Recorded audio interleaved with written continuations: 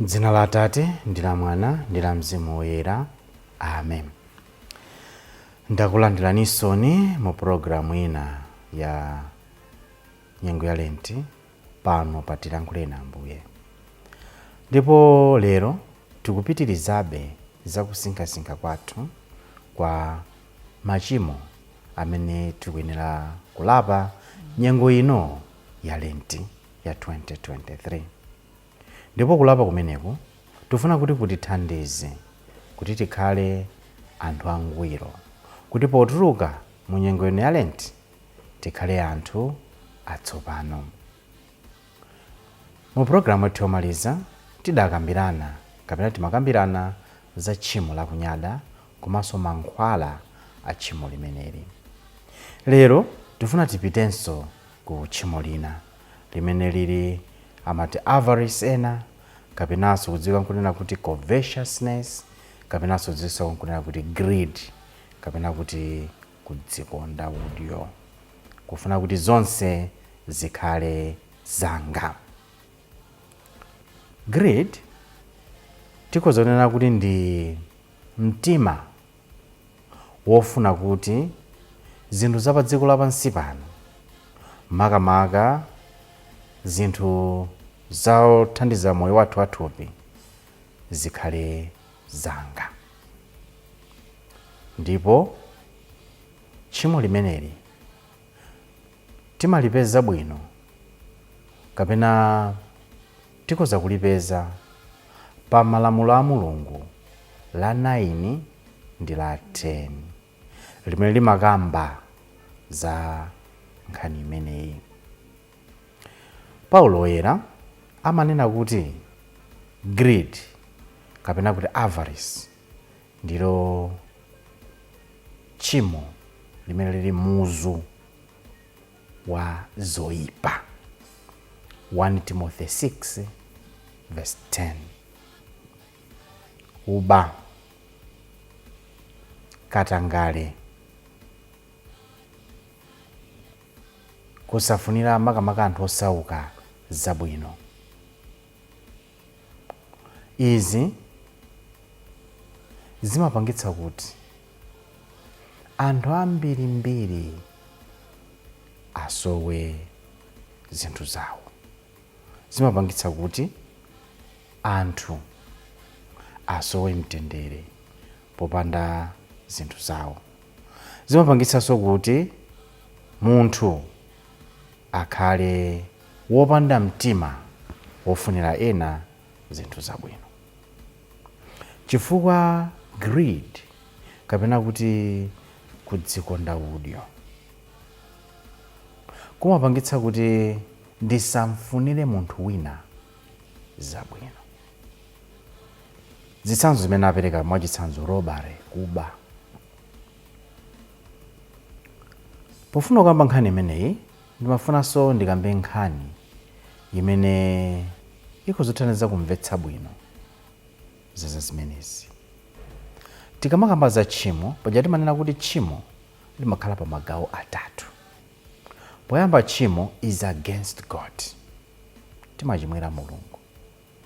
Kachiwiri, tchimo is against neighbor, timalakwira anzathu. Ndipo kachitatu, sin is against the self, timatipatsa ukapolo ife eni. Ndeni mafuna ndipereke chitsanzo chabwino kwambiri pofotokozera za tchimo limeneli, greed. Poyamba, ngati ndamubera mzanga, kuba kumeneku kukhoza kukhalira kuba kwa physical, kukhoza kubalira kuba kuchokera kukatangale fraud. Tiye ndipite mwina kufotokoza kwabwino katangale fraud. Dziko lililonse limakhala ndi boma, ndipo cholinga cha boma ndi kuthandiza anthu ake. Ndipo boma ndi chigawo chachikulu kwambiri cha dziko. Ndipo boma ndimene limayendetsa miyoyo ya anthu. Mu boma mmakhala anthu ena abwino kwambiri, amene ndi mtima wawo wonse amafunitsitsa ndipo akufunitsitsa kuti moyo wa anthu makamaka osoka kwambiri usinthe upite patsogolo. Komanso mmakhala anthu ena ochepa koma amene amakhala amtima woyipitsitsa, amene samaona ubwino wa anthu ena, amaona ubwino wawo wokha. Potero amachita zinthu zakatangale. Katangale ndi muzu wa zonyansa zambiri. Chifukwa choti anthu angodzikonda udyo, greedy people, amatopangitsa ma programs a boma kuti apange benefit iwokha. Ma programs a company athandize iwokha. Ma business osiyana-siyana angoganizira za iwokha basi. Katangale amapha. Mu dziko mwachitsanzo limene anthu akonzeka kuti akuvutika ngati lathu lomwe lino la Malawi, pali anthu ena amene akuseweretsa ndalama, mwina kumagula magalimoto odula kwambiri pamene muchipatala mulibe mankhwala, kumagula zinthu zodula kwambiri, mwinanso kunja kwa dziko forex ndi kumatuluka pamene anthu akuvutika kuti agule basic needs, zinthu zowathandiza moyo wa tsiku ndi tsiku. Ndipo pochita zimenezo salabada nkomwe kuti ena akumva bwanji moyo mwawo. Ayi, bola iwowo zikuwayendera. Tikumbukire kuti tsiku lidzafika limene tidzayankha pamaso pa Mulungu.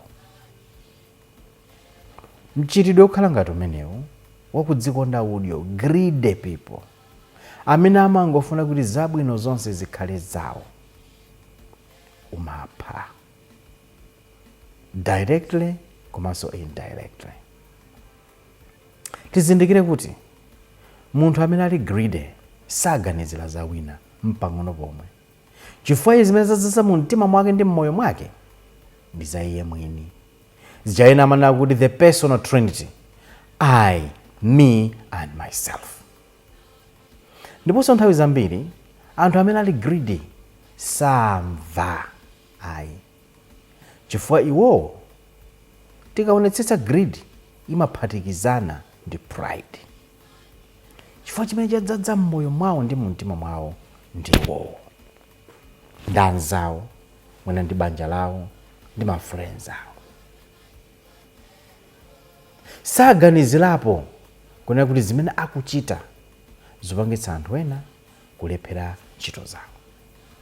Saganizirapo kuti zimene akuchita zopangitsa anthu ena kuti asapeze zinthu zofunikira pa moyo wawo wa tsiku ndi tsiku.